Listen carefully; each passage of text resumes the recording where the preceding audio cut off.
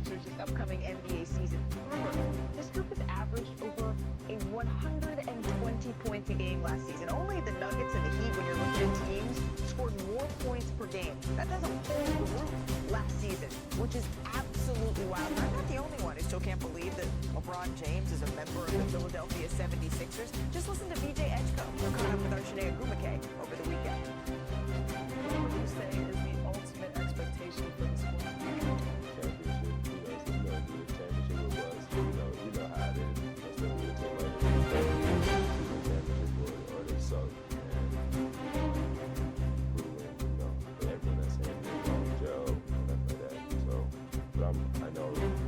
Alongside great players. Nobody has egos. We all been in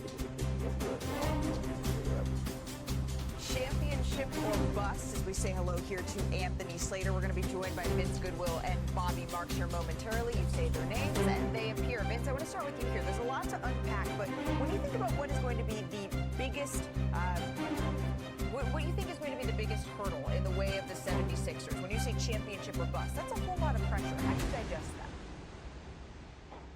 Not only is it a whole lot of pressure, it's a lot of acclamation. You're just not adding LeBron James, Malika. You're also adding Jaylen Brown. Those are two pretty big pieces. In addition to load management of Joel Embiid, and LeBron James is going to be 42 years old. Like, you cannot expect to run LeBron out there for 82 games out of the season and figuring out roles. Like, I've been talking to executives and coaches over the past week or so and asking them what they think Philadelphia's issue is going to be, at least relative to the New York Knicks NBA champion. They said chemistry is going to be a big thing, sacrifice is another thing, and who's going to defend, arguably, is going to be the biggest thing for that starting five. Yeah, I think there's a lot to talk about, certainly with the X's and O's. But Slater, you cover a team that is at a superstar and the expectations go above and beyond. And we know when we look at the history, LeBron James tends to win in his second year with teams. When you look at Cleveland, when you look at Miami, when you look at the Los Angeles Lakers, what is that pressure? You saw it firsthand when you covered Kevin Durant getting out into the court. Yeah, I think one of the main things, the sacrifice I can remember the first Durant-Curry season, it really took all the way up until Christmas. They lost in Cleveland. You might remember Kevin Durant stumbled late, and there was a conversation between Steve Kerr and Steph Curry on the plane ride back, about Steph, be yourself. If Steph was deferring almost a little bit too much. Klay Thompson really wasn't deferring as much because Klay Thompson tends to not defer. But, I do wonder which of these guys are going to be the one to throttle back. Because I think that a conversation has been maybe it's Jaylen Brown. Jaylen Brown, you're looking right here. He had 35% usage rate last year. Right. That was third in the league. He's 29. He was sixth in the MVP. I am curious that he is the one that I think for a lot of people is the one that needs to throttle back. But I also understand because he's the one that maybe can slash, defend, do all that. But I'm not sure he's looking to lower that usage rate. Bobby, what do you think of this? I think defensively, Malik, I think offensively, I think they're going to be fine, certainly with the ability with LeBron and adding Jaylen Brown. I think defensively, this team that was 17th in efficiency. They had the third worst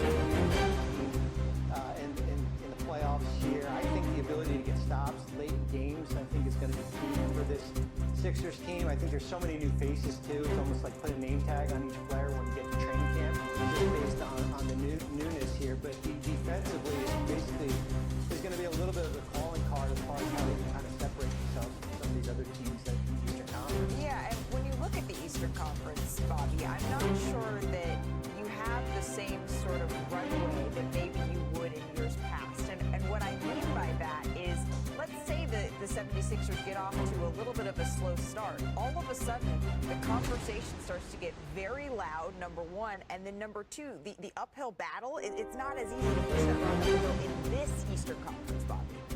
100%. I mean, I think when you look at the East, I think there's probably 13 teams that can contend for the 10 spots. I think it's a lot different than 2 years ago when Philadelphia had Paul George and they struggled throughout the year, and we kept on saying, well, the Eastern Conference was forgiving. They'll be able to make a run. I think here, if you get off to a slow start, you're going to be battling just to get home court advantage in the first round. I do agree that the standings will be something to watch and something that they can't get too far behind, but I don't think the pressure is too much of a concern. LeBron James has faced it before, right? Jaylen Brown has lost in the finals disappointingly and won in the finals. Played in a market like Boston.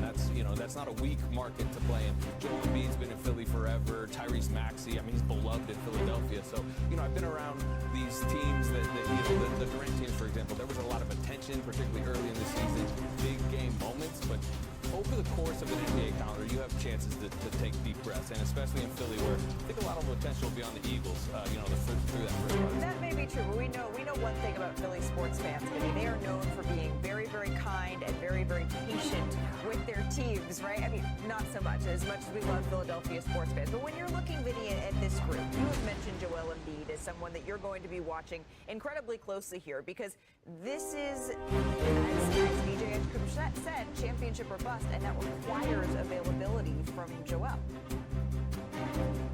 Requires availability, requires an embracing of a role. Like, he's not going to be the same 30-point-a-night guy that no matter how many games he played in over the past 2 years, but he's really fought with injuries, he's inserted himself and been a high-usage 30-point game a guy, sort of a system that he is. And that's not going to be the case this year. And I think the big thing for the Philadelphia 76ers is going to be continuity. How much continuity will you have by March 1st? You go into that sprint the last 6 games of the regular season. How many games will Embiid have played in? How many games will LeBron James have played in? And will they be able to develop enough continuity to make a legitimate run in the Eastern Conference? And that's a good point on the March 1st date, knowing that they need to have some sort of chemistry right before they get to the crux of the season. Bobby, Ramona Shelburne has reported on this show before that there were some, I won't say conversations, but there was awareness as to what Joel Embiid's future could look like in Philadelphia before they landed LeBron James. That seems to have been quashed for now, but is there a possibility that those could reopen as we head towards the trade deadline mid-season if we're not seeing that health? I think that contract is awfully difficult to move down the road. Remember, this is year one of that 3-year extension that's beginning right now. Average salary a little over north of $1 million. I think if they get to a point down the road, he's going to need to show that he's healthy out there. All right, well, that's something that we're going to keep an eye on as the season gets rolling. But, Vinny, have you checked your timeline lately? Have you been on the interwebs? It's done over on NBA Twitter. And since we're talking about the Philadelphia 76ers are entering the season with enormous expectations after bringing together LeBron James, Jaylen Brown, Joel Embiid, and Tyrese Maxey. On paper, this could be one of the most talented starting lineups in the NBA. However, having elite players does not automatically guarantee success, especially when everyone has to adjust to a new role. The biggest challenge will be finding the right balance offensively. LeBron, Brown, Embiid, and Maxey are all capable of carrying an offense, but only one player can have the ball at a time. The team will need unselfishness and smart decision-making to make sure nobody feels forced to sacrifice too much of their individual game. Defense could be the factor that separates Philadelphia from the other contenders. Their scoring ability should not be a major concern, but stopping elite opponents will be much harder. If the Sixers can defend consistently and become stronger late in games, their offensive firepower could become extremely difficult for teams to handle. Embiid's health will also be crucial to everything Philadelphia wants to accomplish. He does not need to dominate every possession with so many weapons around him, but he needs to be available and effective. Managing his workload while keeping LeBron fresh could be one of the team's biggest challenges throughout the regular season. There is also plenty of excitement around the development of the younger players, especially VJ Edgecombe. Playing alongside LeBron could give him easier opportunities in transition, cutting situations, and catch-and-shoot scenarios. Having experienced stars around him should allow him to grow without carrying the same offensive responsibility every night.